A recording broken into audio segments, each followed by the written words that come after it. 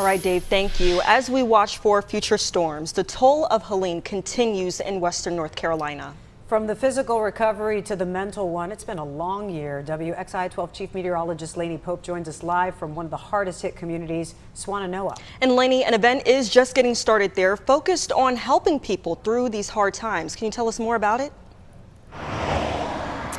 Yeah, they're calling this a day of community and remembrance, and it's at the Swannanoa Library, getting underway right now, continuing for a couple of hours, and it is put on by a nonprofit called Resources for Resilience. And what they're doing is hoping to have folks come together and support each other as we are in this anniversary week of Helene. Now, we're here along the Swannanoa River, and last time I was here, you could see debris all along this river. There were actually parts of clothing up in trees. Even saw a car suspended up in a tree on the banks. You can see how high the river was and how it scoured everything out. Now it's very peaceful. We've got a nice breeze. We have sunshine. It is a beautiful afternoon. They're still continuing some of the physical rebuild. You can see some of the heavy equipment across the way, but of course the emotional and mental trauma lingers as well for those that are still recovering 1 year later. And yes, we are in the middle of the tropical season. We spoke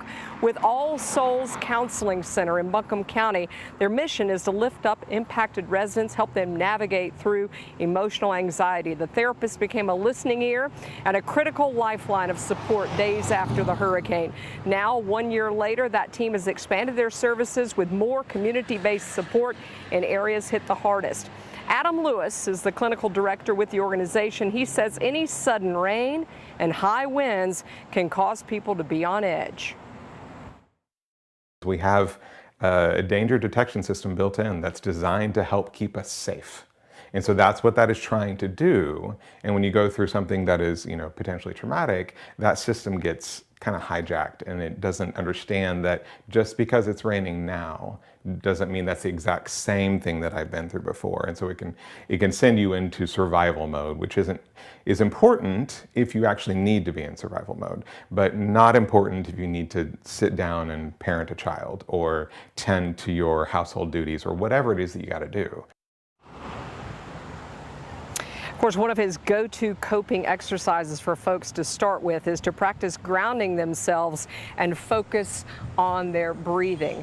And of course, just trying to recover from the storm itself is enough. But can you imagine if on top of that, you also got a cancer diagnosis? Well, we spoke with a couple in Mitchell County, Robert and Chandra Rodriguez, who are living this nightmare, and they tell us what they're going through.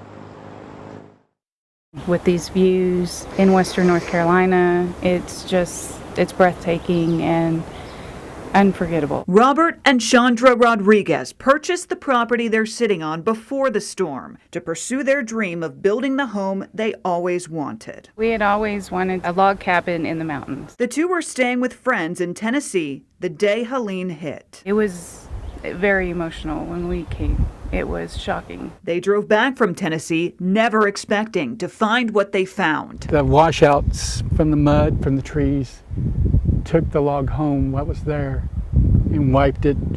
We own all the way to the base of the mountain, wiped it down a good 300, 400 feet down. Their log home was gone. Just a flood of emotions because you have all your hopes and dreams and you're wondering what your future lies and how things are going to work out for you, but at the same time you can see like your neighbors and your community and hurting, and so it really impacts how you look at things on a daily basis. But being the people they are, they loaded up the Jeep with water, food, and other supplies to help their own community, delivering necessities to neighbors' homes. I truly believe that God trains us to be wherever we need to be and what we need to do. It wasn't long after the storm in February.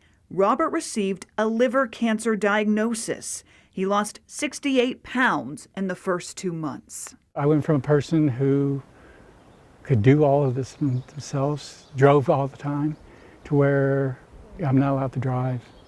You're not allowed to use heavy equipment. You're not allowed to do this and that, and become a mere shadow of who I was. From cleaning up from nature's storm to now battling their own health storm. So you go from losing 65% of your income, because I was the one who earned all the money. 65% of your income's gone. You now have supplements and medical bills ranging $600 plus a month that you didn't have before. And the stress it causes on her weighs on me. And though it's been a tough, dark season through the storms for these two, they've been able to lean on each other through it all. I've had a wonderful life. Am I afraid of death? No, I'm not. Am I sad to leave the person I love the most in this world? Yes. That's the saddest part, is my best friend, maybe my best friend.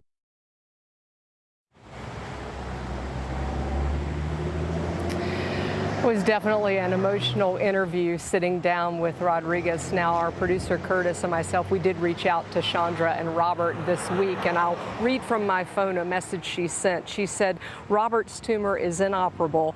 He can't take chemo or radiation due to his liver condition. He is in home.